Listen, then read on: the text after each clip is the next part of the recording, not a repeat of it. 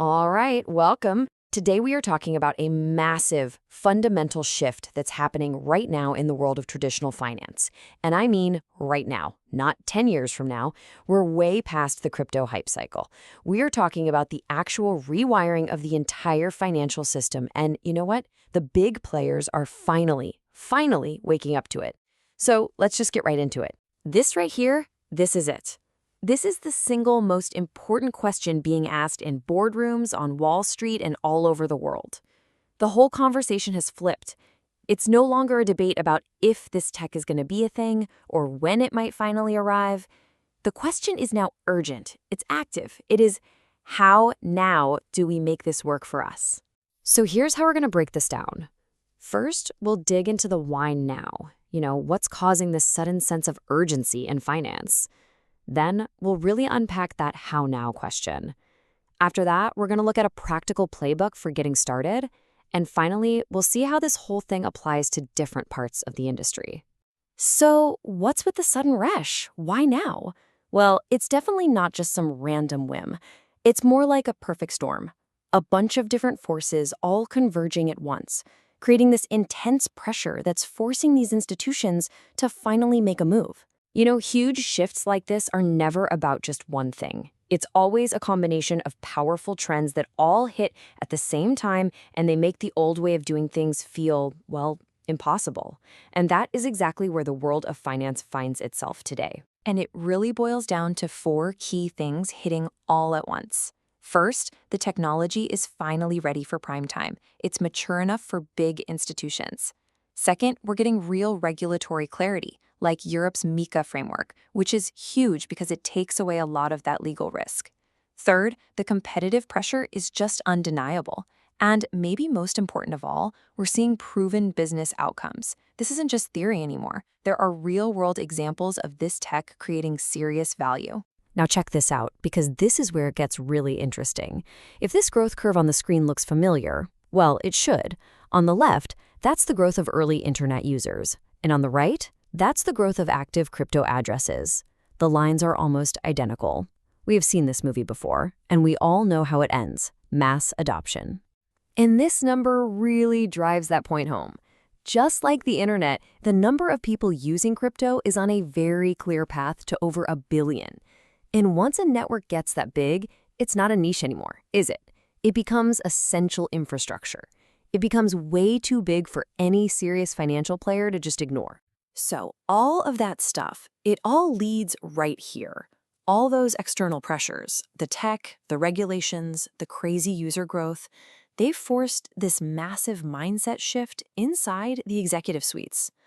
The debate is pretty much over. It's time to build. This really captures that change perfectly, doesn't it?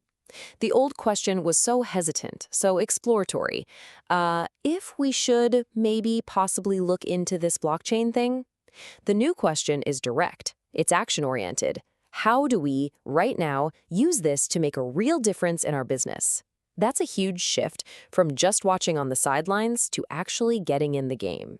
And believe me, this new urgency is not just talk. It is driving real, concrete action. We're seeing companies seriously explore use cases. They're allocating significant resources. We're talking real budgets and real hiring, and they're even reorganizing entire departments just to tackle this challenge. Okay, so if everybody's asking how now, then what's the actual answer? Well, that's where a playbook comes in. It's time to move from the big, abstract questions to the practical, nitty-gritty steps. This is the guide for getting from an idea on a whiteboard to actual working infrastructure. And the end goal of this whole playbook is really, really important to get. This is about treating blockchain as core infrastructure. We're moving past the symbolic hype phase, the fancy press releases and little pilot projects. This is about embedding blockchain as a fundamental tool, just as essential as the internet or the SWIFT network is to banking today. The playbook really has two key parts. On one side, you've got the business case. That's your why. What problem are we actually solving here? What value are we creating? And on the other side, you've got the technical building blocks. That's the how. What's our tech stack? Which protocols? How do we secure it? And you absolutely need both. A brilliant idea with no tech plan goes nowhere, and a brilliant piece of tech with no business case is, well, it's just an expensive science project. Now, here's a really crucial point.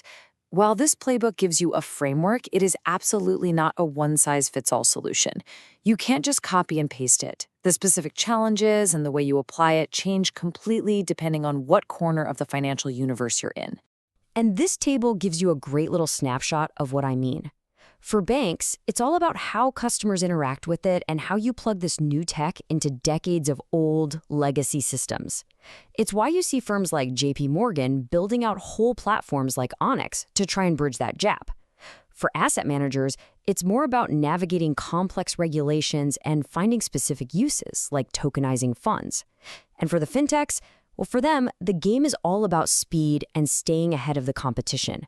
Everyone's got a slightly different puzzle to solve. But, no matter which sector you're in, it all comes down to this one thing. The motivation behind this whole movement is really twofold: survival and growth.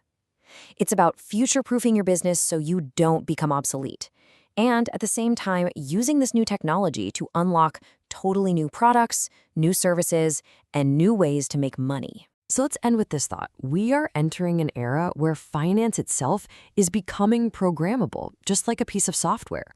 The old rules of finance, they were written in law books over decades. The new rules, they're going to be written in code.